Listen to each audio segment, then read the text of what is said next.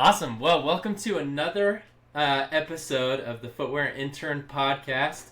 Here we've got a special guest, Jared, today. Super excited to hear your story, Jared, and just to chat, connect. But if you're new to the Footwear Intern podcast, this is a new podcast giving space to footwear professionals to share their experience in getting into the footwear industry and maybe highs and lows, peaks and valleys, and any advice or tips on the success that you found or ways for others to follow that route. So today we've got Jared.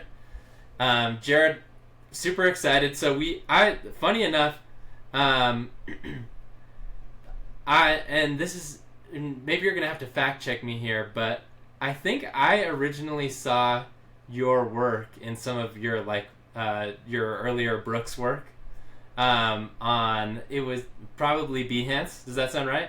Yeah, for sure. Yeah. When I was I have like a couple different boards in Behance for like how to set up a portfolio or nice looking renderings or different things like that, and I think you're featured in a couple of my boards. So I think we connected a while ago on LinkedIn, but seeing you post about your work and post a little bit about your story, it got that connection to, oh, I've seen Jared's work before. I've got it tagged somewhere in the Behance realm. But I'm super excited to have you on. You just recently posted a little bit about your journey through footwear, and I thought it would be fun to give you the space to share a little bit about that as well. But I'd love to hear an intro on you, Jared. I guess your pre-footwear life. How did things start out? For sure. Yeah, first of all, yeah, thanks for having me. I'm really excited to chat with you and be featured here. It's always great to kind of talk to like-minded creatives, right? Hear about their journey, share my journey, and kind of see the parallels between the two and the differences as well, right? I've had, as you've noticed, I've kind of had a less than traditional sort of journey of how I got to where I am, wherever that may be.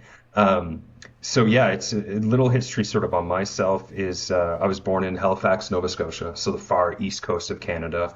Had lived there till I was about 12 or so, and then a series of moves across Canada, ended up in Vancouver, BC. And then my wife is actually American. She's from Orange County, California. Well, actually Colorado originally. And we ended up meeting while I was in Vancouver, and then, a few years later, I ended up finding myself down in the Seattle area. So I'd actually started up my own studio when I was in my 20s, roughly. Awesome. But even, you can even backtrack a little further beyond that. My story is that I came from a fairly religious family, and I'd found at a very young age, just that wasn't really my thing at that time, at least. So I kind of had to find my own journey. So I ended up moving out on my own when I was about 15 or so. So going to college, going to university, things like that just didn't seem like something that was possible for me. I mean, most of my time I spent when I was going to high school, I was also working full time as well, nights typically, to try to pay bills, all that sort of Wow. stuff, pay the car, pay like all that sort of stuff. So really the focus on sort of a higher education, it just wasn't a focus at that point in time. It was more sort of survival mode. But I knew what I wanted to do. I wanted to get in design. I wanted to start my own studio.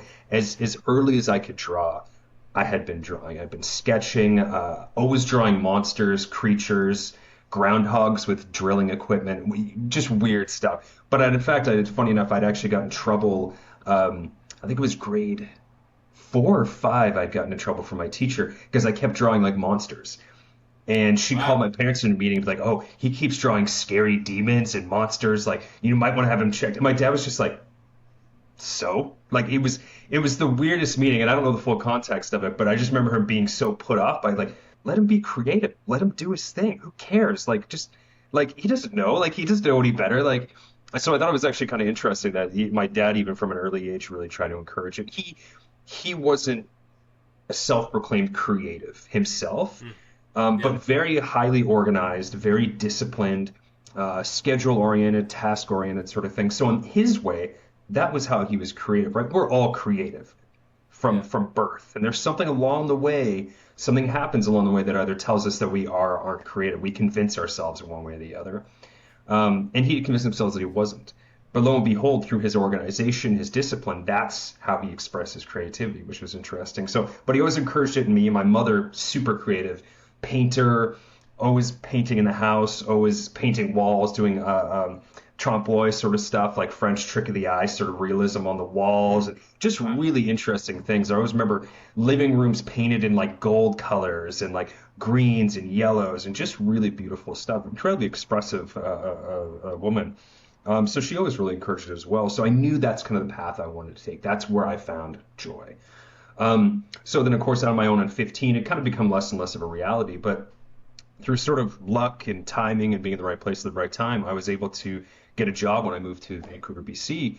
And that job, funny enough, I took the job, and then about a month later, a bunch of the people quit that I was part of the team. So I ended up kind of being the senior person there. So kind of ended up Wow. leading the team a bit. So traveled all over the U.S. For this job, which was great. But I also found myself a lot of time when I was traveling. So picked up a copy of Adobe Illustrator and taught myself basically how to use it. And then about 2 years after that, I started to like pick a bit of clientele. I started to have some movement online, and I was just realizing that my freelance was making more than my full time job. And I was just like, you know what? Maybe it's time to just vacate that job. And basically did freelance for almost 10 years, my own studio from there. So my own 20, set up my own studio in the US. So I was really fortunate. I had some really good clients early on. I think maybe my third or fourth client was Microsoft, funny enough. I was Wow. doing some stuff for them, some internal stuff for them. And then everything kind of just went from there. And then through that journey, was able to do illustration work for Adidas Originals. I did a bunch of stuff for Adidas Neo, for Nike, for really a lot of these brands throughout that journey. And then I think of the story that I told through Behance there, Rise Footwear, even through Rob Langstaff was the founder of Rise Footwear. I got to know him really well. And it was basically like a crowdsourced sort of contest. And it was Yeah. basically they had an existing footwear silhouette, and then you basically did a graphic, and then the community voted on the best one, and then that actually made it to the shoe, and I happened to win one of the rounds. So went and met Rob in Portland at the time, and I was up in Seattle. Um, but still hadn't quite thought about footwear. And this was, I think, even in Behance when I described it, I had about two or three closets full of footwear. Absolutely loved shoes, but had never even considered designing them.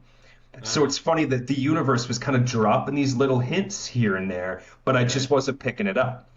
And lo and behold, I was doing a freelance for about 10 years, and it was So getting this is pretty all burnt out. graphic design, right? Exactly, Graphic all design. graphic design, no footwear at all. And yeah, so it's Yeah. basic graphic design and illustration. Cool. And had been doing that now for a while, and was starting to get burnt out. You know, you get to the point in business where you're making enough where you're doing great, but in order to take that next step, you really need to have help.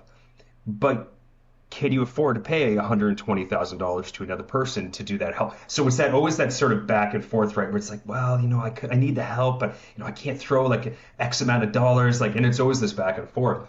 And so I found I was just taking more and more on, and it was really getting to be pretty heavy. And that's when Brooks Running reached out to me to be an in-house illustrator for them. And so I went and I met the team, and loved the team. They were such a great team, and this was on the creative team. This had nothing to do with footwear at the time. And met the team, and they were just awesome. We just immediately clicked. Just such a great group of people. And so I basically changed it up, and I said, okay, I'm ready to go in house now. I kind of put the studio, still manage stuff on the side, but really try to have it be on autopilot with some freelancers and that the best I could, and really decided to go in house. And in house was an experience I hadn't up to this point. I had never been in house. I never worked in a corporate setting, any of that. I've never really experienced that. But I really liked that team dynamic, right? If you're kind of the only person, the only mind, the only creative, you really can't, it's hard to keep yourself honest. It's really hard to kind of ground yourself when it's Yeah. just yourself doing it. So I found with that team dynamic, it made such a massive difference, and really helped inspire me, helped me be a lot more collaborative, and really understand how in-house team works that way, and really understand that all this freelance work you'll be doing, there's part of that you do the freelance and then you just hand it off and you kind of just walk away. And Totally. however it goes, and you really don't have to worry about it. But in this case, in-house, there's a lot more investment around in that case, right? You really kind of have to see through the end, see through fruition, see through iterations, and it's really just a different sort of process.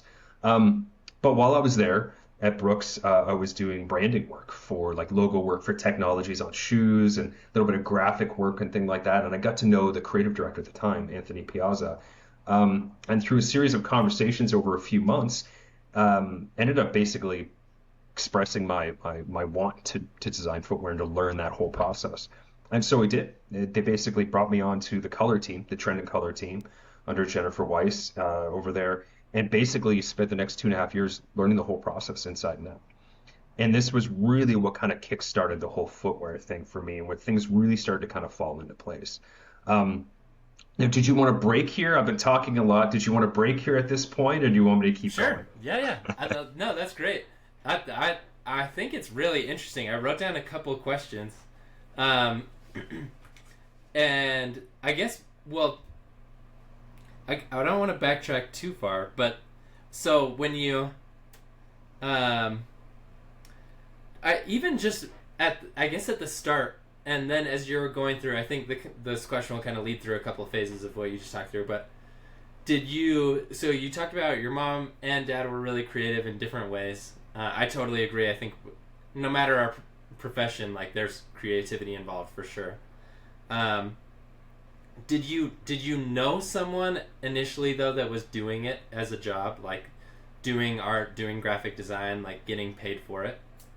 Or I, what was it just like this is my passion and I'm gonna make it happen kind of thing? that's a great question, actually. I didn't actually know anyone really per se. I had people around me that were creative, but it was always just sort of a hobby. I didn't actually Yeah. know anybody on hand. And funny enough is that graphic design and illustration wasn't actually my first goal. I ultimately wanted to be a movie director. As Oh a wow. kid, that's kind of always what I wanted to be. Is I always, and through my teen years as well, wanted to be a movie director. But that was even 7 steps further than the graphic design sort of thing, right? That it's such a niche thing. And I wasn't, that was even harder to kind of envision how to work out. So I knew the graphics thing was maybe a stepping stone to that down the road. But I Mm. didn't know anybody in either one of those fields really at the time. I really didn't. Even my teen years, I had friends that went to college, university that went for TV broadcasting or went for editing or went for different things like that. But there was nobody that was specifically in that role as of yet. It was just kind of something I knew I wanted to be in media, I wanted to be in design.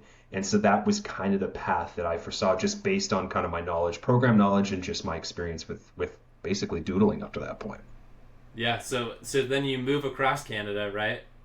You're in your later teens. How did like was it? I guess how did you get that first studio position before everyone quit and you were moved up?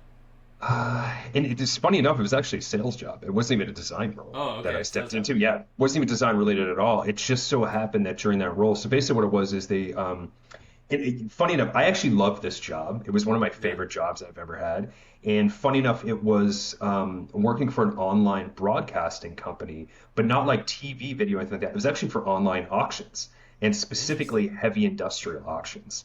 So I'd go to Alabama, I'd go to Georgia, I'd go all these sort of southern states, and I'd be set up on the side of an auction, like where they drive heavy machinery across, front end loaders, like everything, Wow.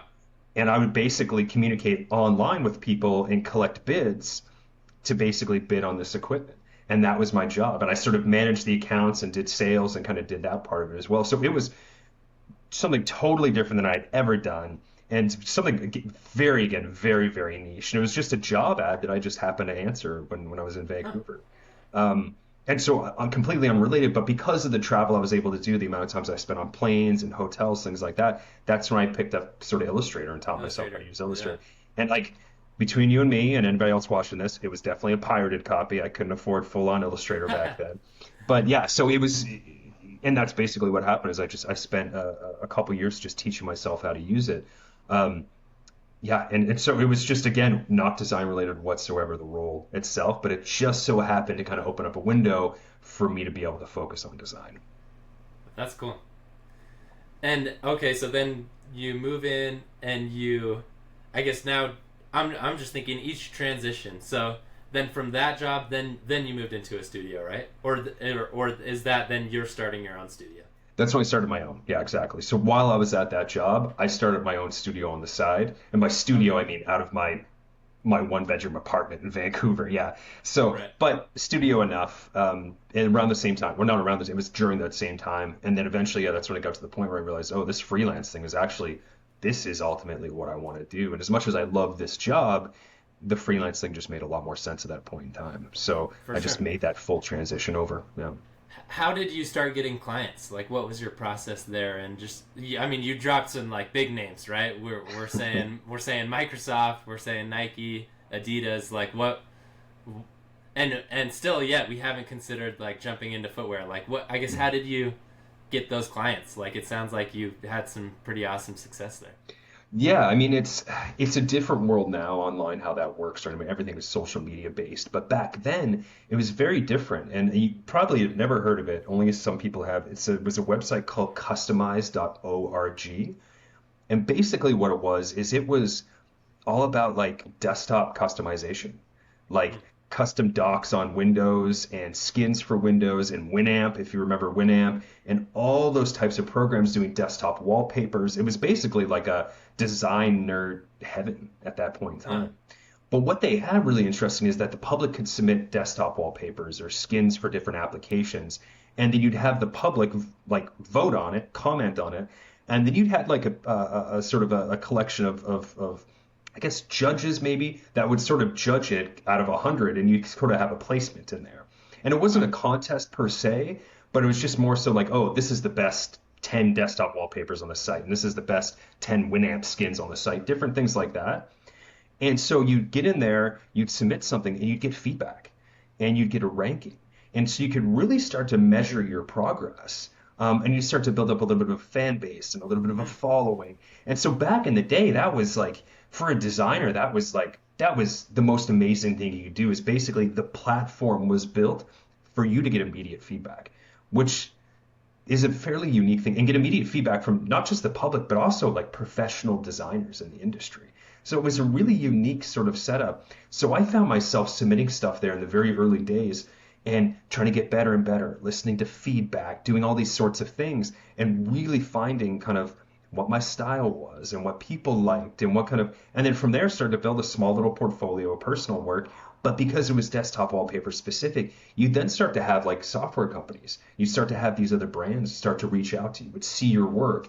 And then I think back in, I could be wrong on the dates, about 2008, roughly like that, when roughly around Behance was starting. I got on board with Behance a portfolio. I got things set up, and then had a relationship with some of the people that worked there, and so was basically posting on Behance. And because I was there from the early days, my work got a ton of exposure, a ton of press, and that's when bigger clients like Microsoft, like Nike, all these bigger brands actually started to go to Behance to look for talent back in the day. And this was roughly when the economy was starting to tank too, within a pocket of a few years there. So a lot of the in-house design teams were getting laid off. A lot of the internal designers were getting laid off. So that's when freelancers could really start to clean up, really start to get a lot of different clientele, a good variety of stuff. And that's exactly what happened is the studio basically just exploded. And I was able to get my hands on a ton of projects to the point where I was just kind of picking and choosing what I wanted, cherry picked out of these clients, which was great. I mean, so if I was to try to do that nowadays, that would be a totally different beast. I'm not even trying to wrap my head yeah. around how to do that. But back then, the timing, the setup, and then just the sheer amount of content that I was putting out in short periods of time just enabled me to really get a lot of traction back in the day. Wow, that's really cool. And okay, so then we're getting traction there, and then the connections made at Brooks. Yeah, and that was just basically through. I didn't know anybody at Brooks personally, but then the head, I don't know, she was design manager at the time, was the one that reached out to me. So she saw my work, I'm assuming through Behance or through my Yeah, website. She had seen my work, and that's when she reached out about being an in-house illustrator. And funny enough, it wasn't something I had considered at that point. I wasn't really sure how to get out of this sort of burnout space I was in at that point in time, but it just so happened to come at the right time. And it came at the right time. I had just got my appendix out, I think like a year earlier or something like oh that, wow. which getting your appendix out in the US can be a very dodgy thing cost wise. And it's just this whole thing. So I ended up having to, despite having health insurance, ended up paying out a chunk of cash out of pocket. And so Brooks coming along with all these premium benefits and health insurance and 401k and all this stuff, I was like, okay, all right, maybe this is just where we're going for this point in time. So again, just Yeah. really the timing was there. It wasn't through seeking it out per se. It was just kind of right place, right time potentially. So a Wow. lot of these journeys, there's a lot of luck involved for sure. Yeah, Yeah. that's cool though. Were you into running, or was it just like that? awesome benefits, good opportunity, like mitigate some of my burnout? Like, what's the All of those things. I mean, running specifically, I wasn't. I'd run through public school and a little bit in high school as well. But again, just being kind of kicked out, it was one of those things that just wasn't on my radar anymore. But I did always love it. I used to run, used to sprint 100 and then 400 as well, and so I loved running on that aspect. But doing it on a personal realm, I wasn't a big runner. I loved biking, but running was just never something that resonated with me. And funny enough, Brooks running in Canada was sort of the budget brand. Like nobody yeah wanted to wear it because what happened in Brooks in Canada is what they did is they sold their branding to like department stores. I don't know if you're familiar with them, but it was like Kmart and Zellers and all these sort of yeah department stores. And then so what would happen is the department store would treat it as their in-house brand. They would get the cheapest possible product made and then slap a Brooks logo on it.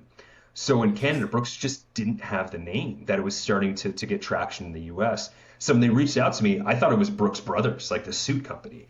And I was like, what do they want illustration for? What's going on here? So it took a while to figure out like really Brooks had pivoted. At one point in time, they had just suddenly pivoted, focused on running, and then were actually becoming a premium brand in the industry as well. So it really, again, it was just, oh, oh, okay. It really made me sit back and be like, okay, maybe this is the brand and this is the opportunity that I really do want to take. But yeah, funny enough, in Canada, you wouldn't touch Brooks Running at all back in the day. Interesting. Now they're big in Canada. But yeah, back in the day, it was, yeah, you wouldn't go near them.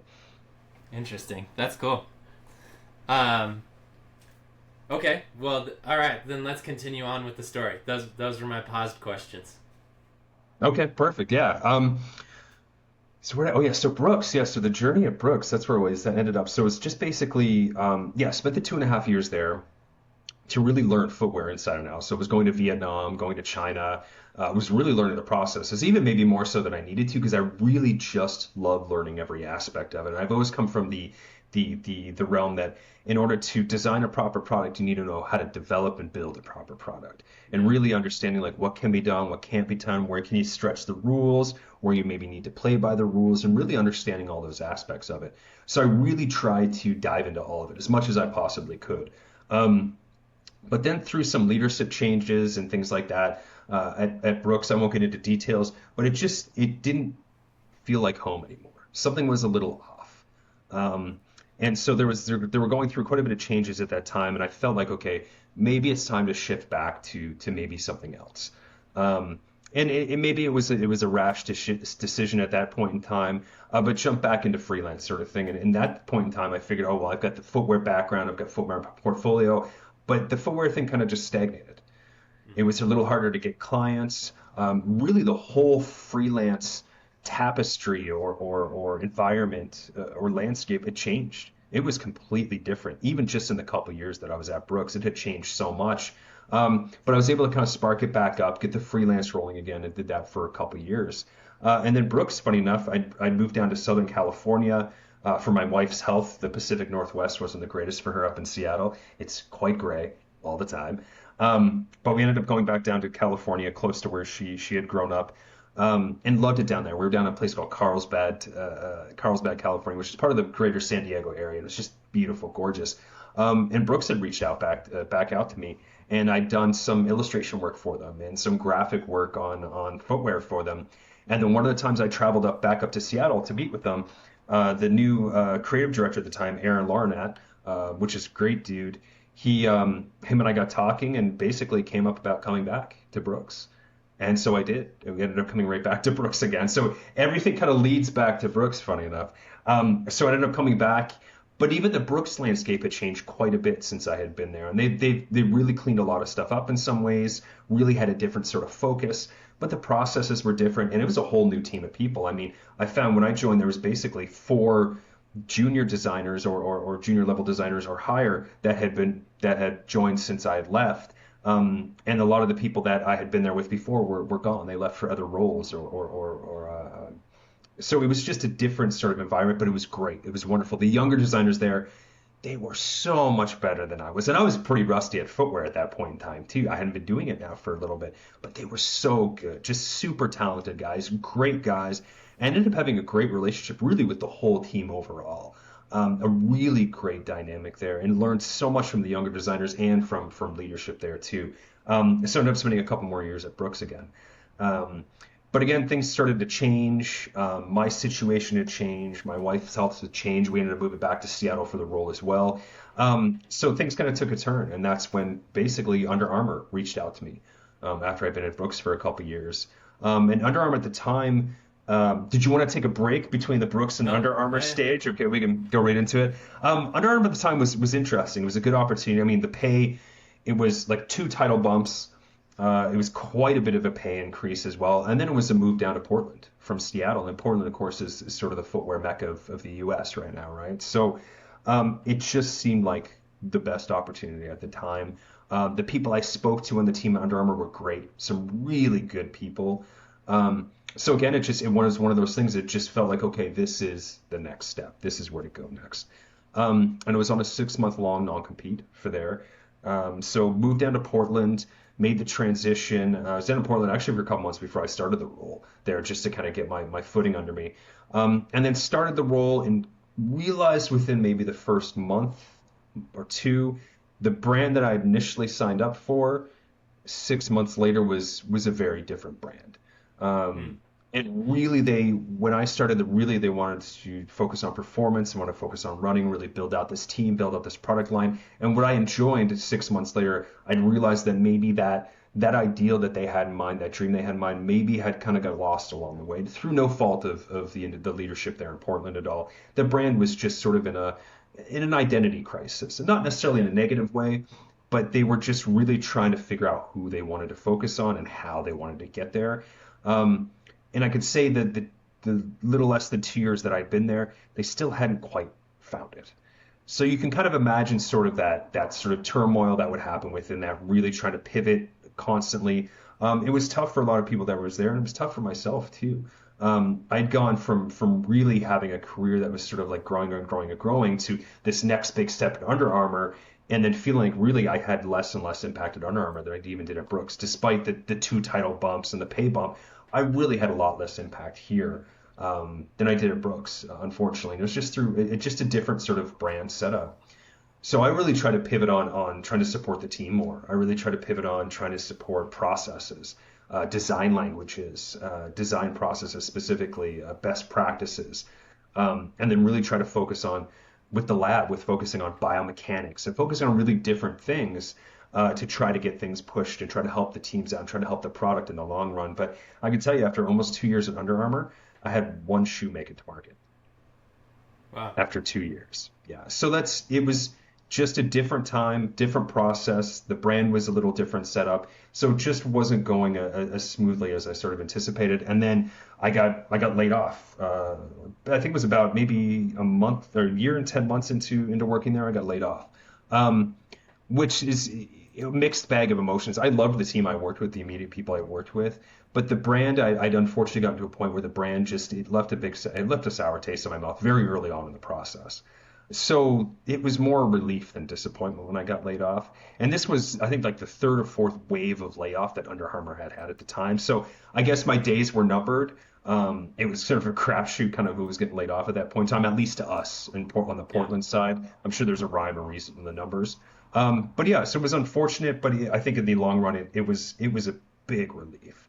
But from that weight, again, there was positive from it too, but from that weight, there was almost like a rebirth that I found. And I found that really I was getting a lot more invested in my own personal growth, kind of figuring out who I was, what I wanted.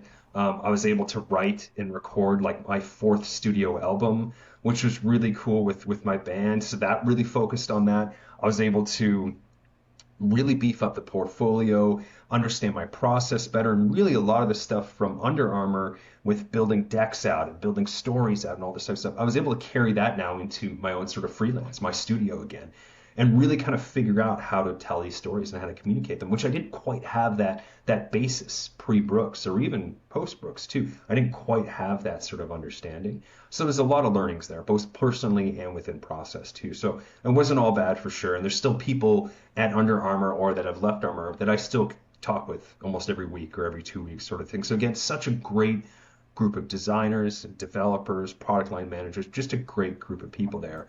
But just unfortunately, just wasn't the brand for me. Yeah. Would would you say, I guess, in and then leaving Under Armour, sounds like you took some time to do some music. What's kind of the get up time of like uh, transitioning from the corporate structure there to like getting freelance rolling? That's a good question. And it was my focus after I left Under Armour wasn't freelance. I wanted to get back into the corporate world again, right? I mean, with all this sort Okay. of newfound energy, newfound understanding of how the corporate world works, newfound understanding of how I work in the corporate world, I really wanted to get back into it. And dude, I think I put that in the Behance story as well. I'd interviewed for an Adidas design director role for 2.5 months. I did 2 case studies for them. I don't know how many rounds of interviews, talked to 12 different people. And this was pretty common. I'd done this at a few different brands, maybe not to the extent that I did at Adidas, but a few other brands. And I'd been pushing and pushing and pushing. And I was maybe 7, 8 months into the process and was just like, what's going on here? Like almost every role I had interviewed for, I'd lost out to an internal hire. Um, and then I even had 2 roles where they told me after the fact that they were getting ready to submit uh, what's the word I'm looking for? Like Submit an offer. That's the word. offer. Offer is a Yeah. hard word to remember apparently, but they want to submit it basically an offer to get me to join. And then something happened over a weekend, or they decided to switch gears. So there, you can only really do that so much. And really, the hiring process, the world right now to get a corporate job, it's a mess, especially in footwear. It is a nightmare. And I've talked to I don't know how many people now that we're having similar struggles of just how difficult it is to get into footwear right now. Even somebody that's more seasoned to somebody that's just starting out, it's actually a tough industry to get into, especially with all the layoffs. The industry right now is just saturated with people looking for work. So that might just be an excuse, but that's what I found at the point in time too. So you get after a certain point in time, I mean, that energy level starts to go down, right? So I found, well, that energy level was going down for corporate. My energy level for freelance was going up. And this is when I really started to reach out, really started to ping my network. And up to this point in time, I was having video chats with random people from different footwear brands. I was going out for coffee with random people from footwear brands and really just seeing what everybody's story was, where their struggle was, where their opportunities were, what their experiences were, and really try to get a feel for the industry. And overall, the picture that was being painted wasn't overly positive. And so I'd been spending so much of this energy and time looking for a new role in basically an environment I didn't actually want to be part of anymore. And it took me 7, 8 months to realize that when I started to realize like, oh, I'm trying to justify my existence in a toxic environment that I don't actually want to be part of.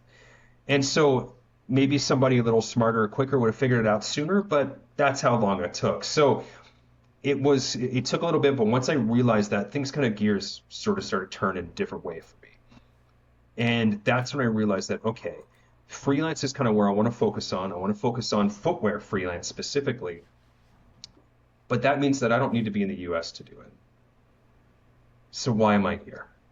The perks had gone away. I'd been on unemployment for a number of months, and that basically went away. And to be fair, unemployment didn't even cover my rent, so that wasn't much of a perk. But it was just like, well, I'm not getting anything from the U.S. anymore. There's no benefits to being here anymore. So maybe it's time to relocate. And my wife had, I think, ever since a couple years into the marriage, and we've been married about 17, 18 years now, she'd been talking about Belize.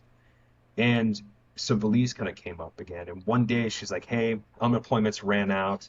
I'm like, okay, well, there's no more benefits to live in the US. And we're just both like, oh, we should just look into moving to Belize. That was in December of 2024. We have now been living in Belize for a couple of weeks. So it was just a matter of just something was just like, yes, that's the answer. I'd reached out to friends of mine that actually had already lived in Belize, got a little bit of intel on like how that process looks, how it works, and we just set everything in motion. So December 2024, we decided to make it happen. And then the beginning of February, we started the journey down from Portland, Oregon, basically sold everything we owned, packed up our Bronco with everything left, clothes and some goods, laptops, things like that, and basically drove from Portland, Oregon, all the way down through the U.S., down through Mexico, and then into Belize. And that Mexico journey was life changing. It was phenomenal. So we spent 9 days in Mexico, Yeah. and we visited, I think, 12 different Mayan ruin sites. I think it was 12 total, and had locals show us where some of the secret spots were and give us little tours. We had dinner with some of the locals in different areas, and we really spent most of our time in rural Mexico. We went through Monterrey for a couple hours, and that was super polluted and congested. And it was just like, yeah, you know what? The city, we're done with cities for a while. And spent the rest of the time just basically in rural Mexico. And it was an incredible experience, spending time with the locals, eating with their families, meeting them on sides of the roads and getting to know them. And it was just such a phenomenal experience, really phenomenal experience. And then, of course, seeing all the Mayan ruins. And I've been working on a personal piece based on sort of the Mayan ruins that we saw and sort of all the language that they used and all the different symbolism and the different gods they worship. And I'm actually building out a personal project right now for that, just for something for fun. But it was That's really exciting. it really was exciting. The whole thing was, but it was also there was almost like a weight lifted off of me, right? That seeing how good the food was there, fresh the food was. They weren't pumped full of hormones. There wasn't all these types of things, fillers. It was just fresh food made fresh locally. And there was something that in me that just sort of just like a weight that was lifted. And it was just like, oh, life gets better. Life can get better. And you don't realize, I think, until you start to see how another culture lives or another country lives, or even just how other people live, you don't quite understand that things can be done differently. And oftentimes they're better. Yeah. Oftentimes. And it's like the grass is always greener on the other side. I didn't even have that mindset at all. I couldn't even envision what color the grass was on the other side. I didn't even know if they had grass. It was just you're so stuck in this bubble. You're so stuck in this cell or whatever you want to call it that it's hard to see outside of that. And sometimes you have to force yourself out of your comfort zone. And much like design, I always found that some of the best things came from being outside of my comfort zone. In fact, all the best things came from being outside your comfort zone. And Mexico was very much that for us. Took obviously some safety precautions and things like that, but really, if you avoid the troublesome areas, just like you have to do in the US, there's a lot of troublesome areas in the US you just don't want to go to. Same thing in Mexico. You Yeah. avoid that, you find such a deep culture with incredible people and just such a loving group of people, welcoming. And it was just so great to the point where we have some of them actually going to come visit us in Belize in the next couple months as well, too. Wow. Just really relationships that you help form there, just being in a different place at a different time, sort of thing. It was really an incredible experience, really. That's really cool. Why not stay in Mexico? I think the immigration process in Belize just made a little more sense at the Okay. time, at least. And it still does for right now. But Belize is an English-speaking country, so Yeah. transitionally was a lot easier. We're working on learning Spanish ourselves now, but English-speaking country, the exchange rate is actually not. It's 2 to 1 with the U.S. So when the U.S. dollar fluctuates, the Belize dollar fluctuates with it. So it's like one Belize dollar to two, or sorry, two U.S. Dollars to one Belize dollar. No, sorry, the other way around. Math apparently escapes me this morning. Sorry. So two Belize dollars to one No, American dollar. no one's checking you on this. Yeah, exactly. It's Yeah, for some reason I couldn't figure that out as simple as it is. So that's all closely tied. The economies are closely tied together. And then Belize weather-wise is great for my wife's health. And then the cost of living is anywhere from 50 to 70% less. wow. So it just made so your dollar here goes a lot further, but then also the cost of living is a lot less too. So you could find like a two-bedroom house here, great area, a couple minutes from the beach for half, sometimes even less than what you pay for something like that in the US. A lot less. And that was one thing I found that even the roles I'd been interviewing for in California, in LA, for example, design director roles, and they were paying like 130, $140,000, which in some areas of the US, great. But in somewhere like LA, that's almost unlivable on Yeah. one person's salary, one income. So it just didn't make sense. So it just Belize all around, just your dollar goes a lot further. Transition wise is a lot easier. They've got good internet for Latin America, but they have good internet here because they encourage a lot of younger people, a lot of businesses, a lot of people working remote to really move here. They want that American, they want that Canadian money. And there's actually a lot of Canadians that live here too. So there's a little bit of home. And where I grew up in Nova Scotia, there was a lot of variety of different cultures and things like that. You had just a huge variety of people. Whereas in Portland, it's statistically actually the whitest city in all of the U.S. Oddly enough, so you just didn't have that variety. But then coming through Mexico and then settling in Belize, it's I'm the minority here. My wife is the minority here, and there's something beautiful about that. We wanted to kind of let all that sort of baggage go in the U.S. and really just envelop ourselves in the local culture here. And that's exactly what it's been. Spent most of our time in a local village called Senbite, which is an awesome little village. It's a population of just a few thousand, but they've brought us in their homes, taught us how to cook, taught us about local culture, about drum making. I'm actually doing a design currently for one of the locals who's a drum maker to use as his signature on the drums and maybe as like a repeated pattern. Like in going to teach his daughter how to draw and sketch and brought her like a sketchbook, and they've taught us how to cook. And it's just all these sorts of culture that we're being sort of engrossed in, enveloped in. And so just learning a different way of life. And they don't have like what we compare in the US to, we have all these two cars and we've got this three-bedroom house and we've got this and all this. They don't have that sort of stuff, but they're so willing to give you so much of what they have. It's just such a different way to look at life. It's so much more of a community as opposed to the stereotypical sort of American dream where you're out to get yours.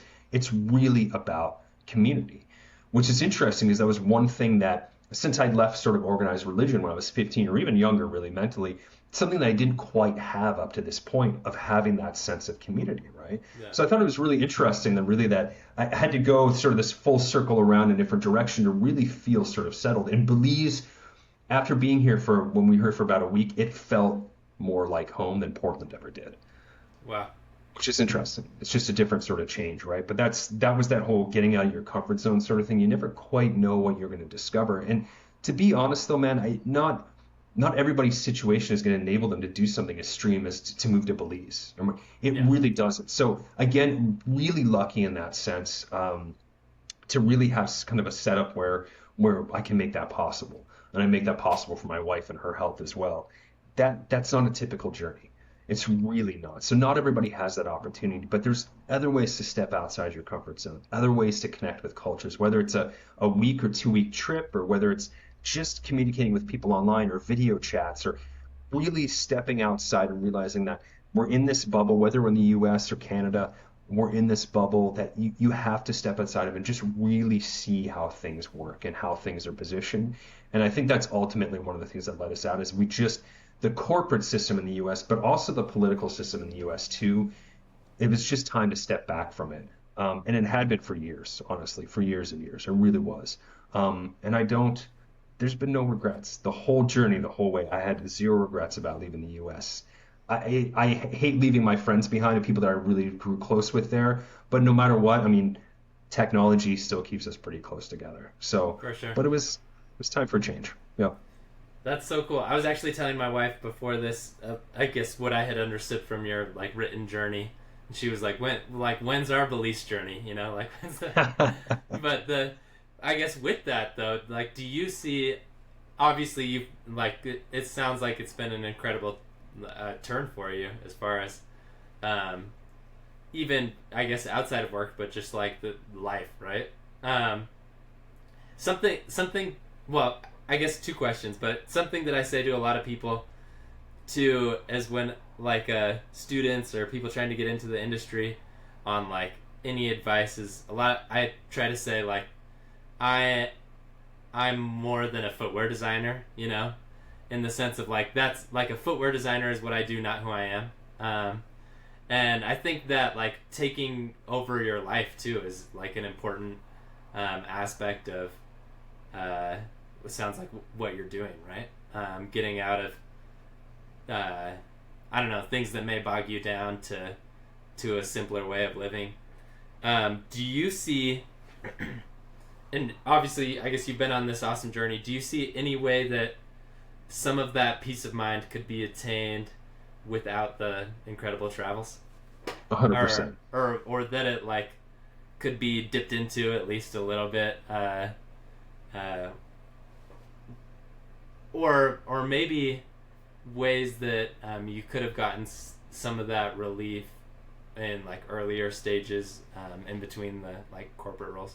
hmm No, that's a great question. You're right. I did kind of paint a bleak picture of staying in the U.S., didn't I? And that wasn't my intent. Well, And maybe for my no, wife and no, I no. it was, but I yeah, was I know what you saying mean. it sounds like a magical picture of Mm, where you're at, but yeah. no, I think it. I just wonder if yeah, where you're at now, do you see or at least have any advice for people, I guess, navigating the current corporate scene as well?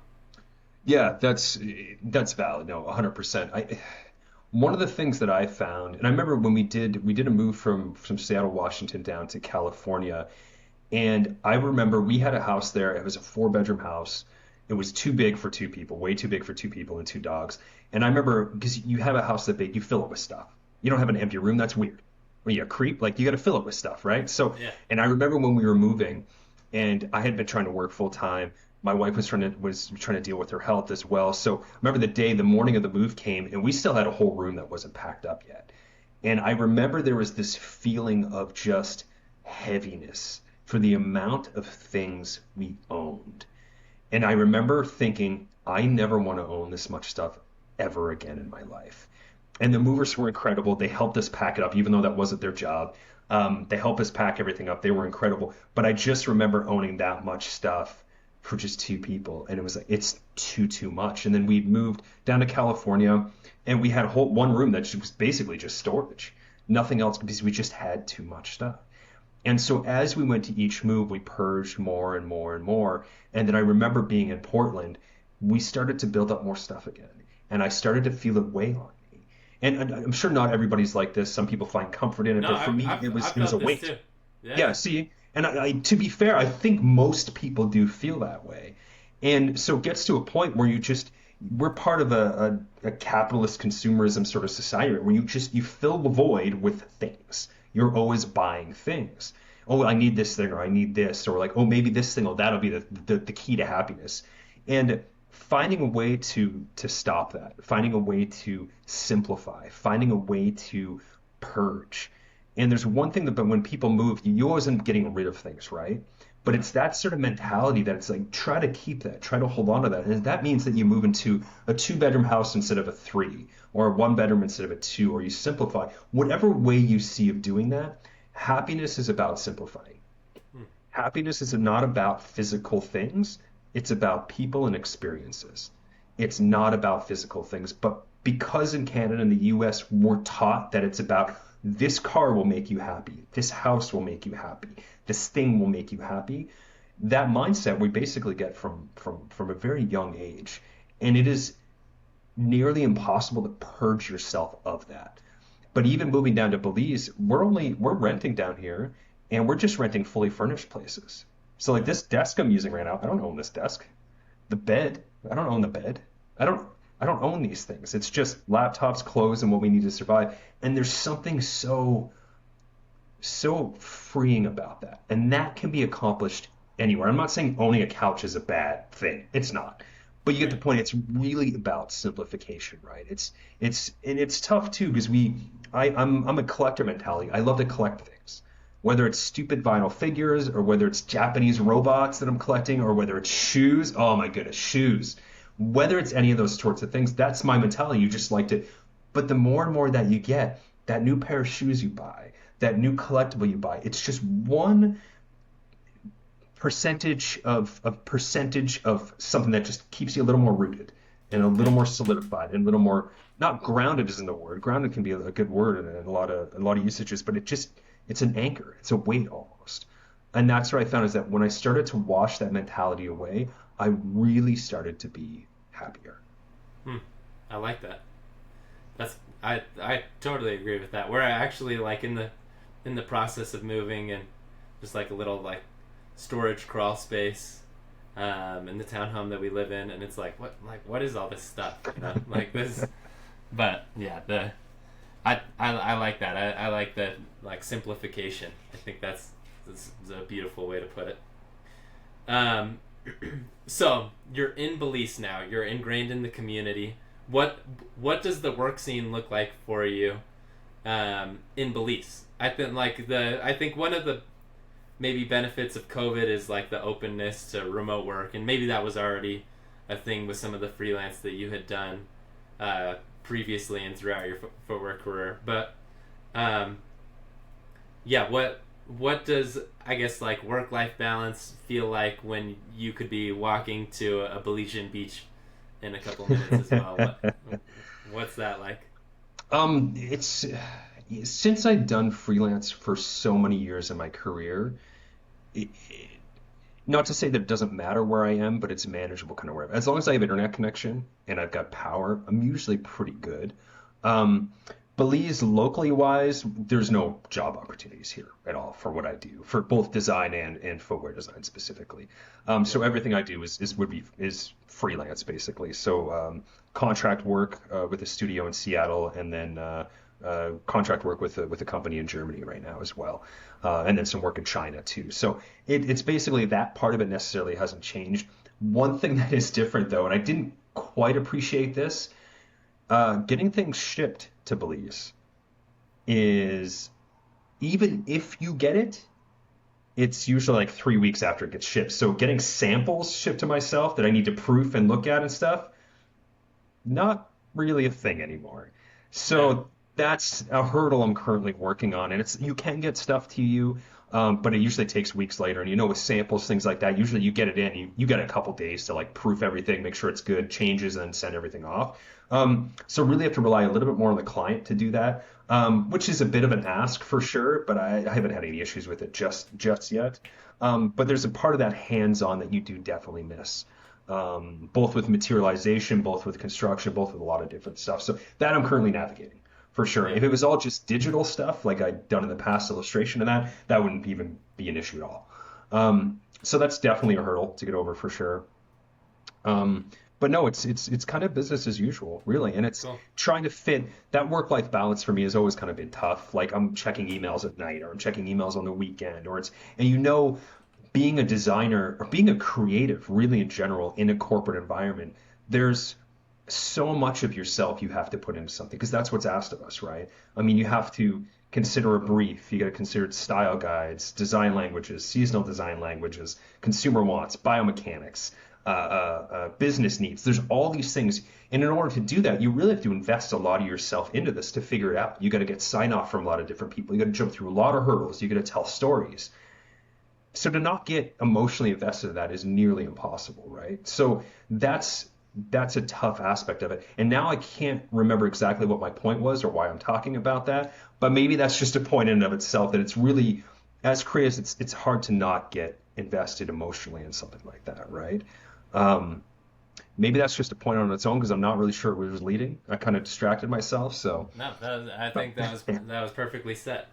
One thing that at least I've noticed, and maybe you could correct me if I'm wrong, throughout your story, it seems like each job, um, whether um, it it seems like each position you're learning. There's like a um, there's something new to it that you're gaining in the position, whether you're learning Illustrator in your sales job or going from illustrating to footwear design, and learning in the factory or learning from others on the footwear team.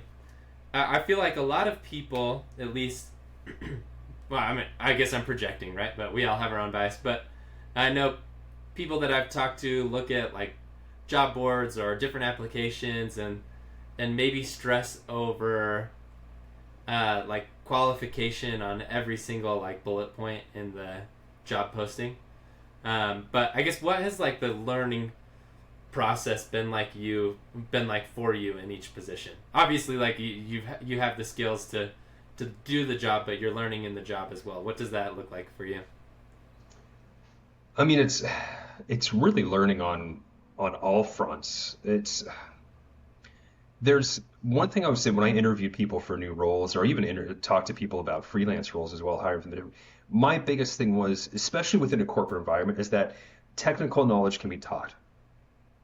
Skills can be honed, can be learned, but really, are you an asshole to work with? That's that's honestly, it's one of the biggest things, at least for me, right? Yeah. Is that a lot of the things can be taught on the side. It's really, do you have that eye for design and do you suck to work with or not? Those are really the two biggest things in a creative sort of field. A lot of the other stuff's learned along the way, and a lot of it's really based on the environment, the culture of the place you're going to work at. Um, but for me, it was really just finding the people I really like to work with and really honing those relationships, whether it be with somebody on another team, your own team, another department, and really finding those connections of like-minded people, like-minded creatives, or people that really just had the same goals as you. And just like you do in any sort of society or community, you gravitate towards the people that are kind of at the same spot in life or have the same sort of outlook or the same sort of goals. Work ethics even is a big part. And a lot of those things are intertwined. They're intermingled, right?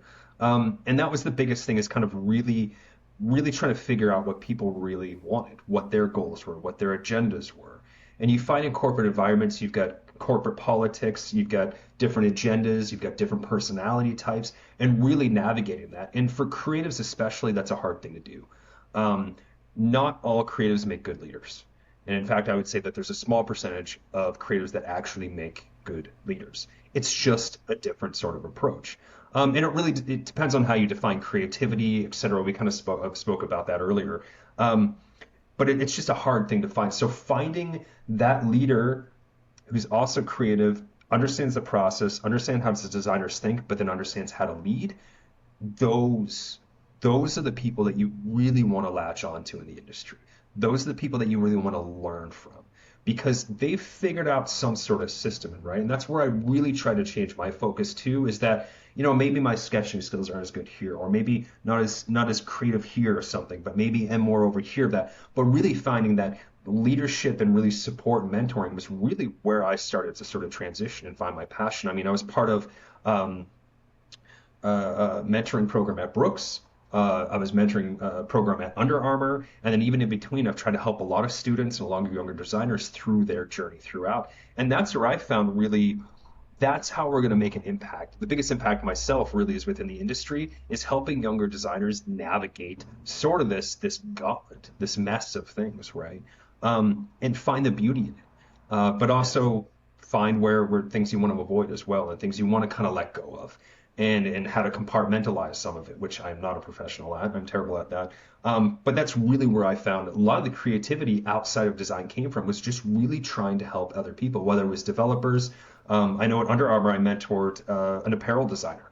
And then at Brooks, I mentored actually apparel designer there too, funny enough, and then also a footwear designer. So just really understanding how the process works, kind of where your pitfalls were, where you've learned, but then passing that information on to really help the next generation. I believe each generation I was getting more and more sort of empathetic, more and more sort of understanding. They've got their own problems, their own things, but I believe by trying to pass on those positive things I learned, those learnings, those warnings, those stories to the younger generations, it just helps strengthen the industry as a whole, and in turn strengthen the product as well. And then also the consumer offering too. It's sort of this cascade effect. Just like negative things can cascade down, really trying to carry the positive and really just trying to help the younger generations. That's really where the creativity for me has come from, and how I've been able to both connect with products, brands, but then also people was through helping others. Yeah.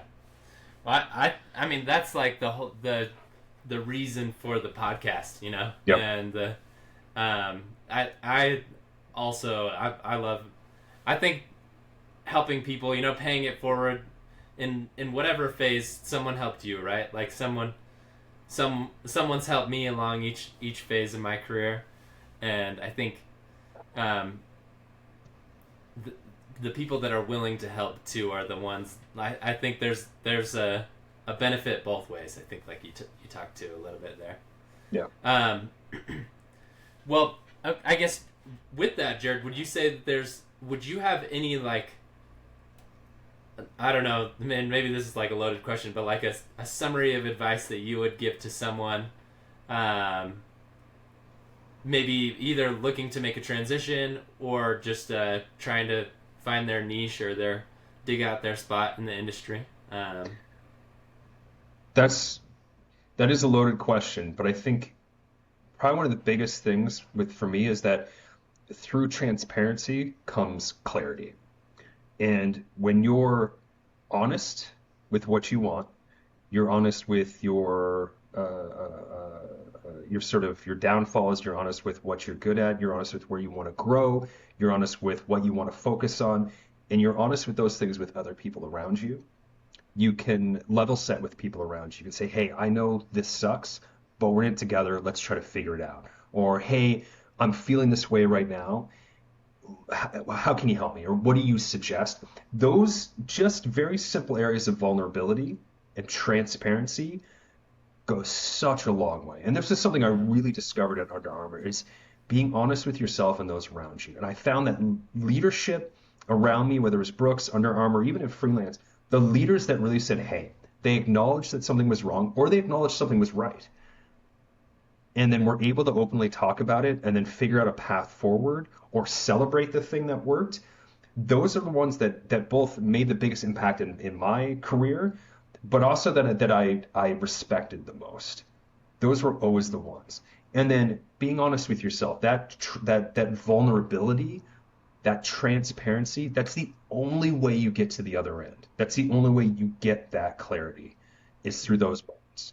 And that's what I found is when I connected, even if just for a moment or a single meeting or instance where I suddenly saw somebody for who they really were in a positive way, I saw, oh, they're going through the exact same thing I'm going through. Different person, different struggle, but same, they're going through a similar sort of thing as me. Once you realize that and you start to see people as humans, not objects, not obstacles, not just this floating thing over here, you start to see them as people, then you start to relate to them, and then you start to feel less alone. Yeah. And you start to get that level of clarity. So that would be one of my biggest pieces of advice would through transparency comes clarity. I love that. That's it. Yeah. And that was the biggest thing for me. And once this saying, there's another saying, and this is said so many different ways, and it makes perfect sense, but it was Dave Larson, who was head of marketing and then footwear at Brooks while I was there. Really incredible guy, incredible guy. But he said, what did he say? He said it so perfectly. He says, it was like not conspiracy, but clumsy or something like, it was something along those lines. And it was basically like, don't always expect that somebody's doing the worst because they're malicious but it was, yeah, something like, yeah, not conspiracy, but clumsy. I think it was something along those lines. And it was so simple way to put it that it's always rang through my head that it's always like, maybe they're just being clumsy. Maybe they don't realize what they're doing. Maybe they screwed something up because they misread something. Maybe they weren't being transparent with themselves or vulnerable with the right people or being honest with themselves. And it's always just assume clumsy. And I always thought that was kind of interesting because it's just, oh, assume the best or assume, no, I get that. But there was something about the way he said it that always stuck with me that it was clumsy, not conspiracy, I think is what it was. Yeah, clumsy, not conspiracy. That's the simple way it was put. And it was just always stuck with me. And that goes along with the same sort of thing with the transparency and the vulnerability, being honest, that these are people going through similar struggles. And you will very, very rarely find someone who's actually out to do bad. Yeah. Very rarely. I agree. It's just a lot of people running around with their heads cut off, trying to figure out what's going on. And somebody said it to me. It's basically it's like a fish out of water. Every once in a while, that fish will find the water, but eventually they'll hop right back out of it again and be flailing around. And we're all kind of like that, right? And that's why the noise, the whether it's social media, whether it's the corporate environment, whether it's the political environment, whether it's all these types of things, it's just noise, right? And it's hard to climb out of that to really get that moment of clarity, to really focus on your goals. The system is built that way. It's built to cloud things, right? Because if we're just internally fighting down here, we're not actually fighting the things that really do matter and make a difference. So it's really that level of focus, really level setting with people. It's one of the most important things you do in and out of corporate, really in any instance. It's one of the most important things you can do with yourself and with others. Yeah. Wow. I really like that. I guess any other final words that you'd like to share? I feel like the momentum's going great right now. So if anything else that we've banked out all my questions, unless you have any other like food recommendations in Belize, I think that was kind of my last recommendation. But And any other final words? Yeah, Um, I think if if you have the means for it and the situation for that, get out. Not, it doesn't have to be permanent, but get out for a week or two. Just immerse yourself in something else that's not what you're currently going through. It can be such a breath of fresh air. Keep it simple. It could just be going to another state, going to another province, hopping over to Hawaii, whatever the case is, right? Which happens to be another state, but whatever the situation is, it's just getting out of your comfort zone, both in a big way, but in a small way as well. Whether it's trying a different tool to create with, whether it's collaborating with someone else you haven't collaborated with before, whether it's trying a different medium, or even just, oh, I installed a different sketch software and I'm going to try it out. Just those small sort of things. I'm going to switch up my desk setup, or I'm going to do this. Those little changes can make a really, really big impact, especially when you start adding them together. And suddenly you're trying something different, or you're looking at something different. It's really about challenging ourselves. And it's such a hard thing to do in this day and age, because really we're just trying to get through to the goal as quickly as we can, as efficiently as we can. It's hard to really see outside of that. And sometimes it's even hard to see that goal, but really trying to focus on those small changes and those small little, just out of our comfort zone things. They make such a massive impact on our life. And I honestly, I try to take this advice all the time. I'm not great at it all the time either. Despite the move and the belief stuff, I still find myself now getting back into regular patterns.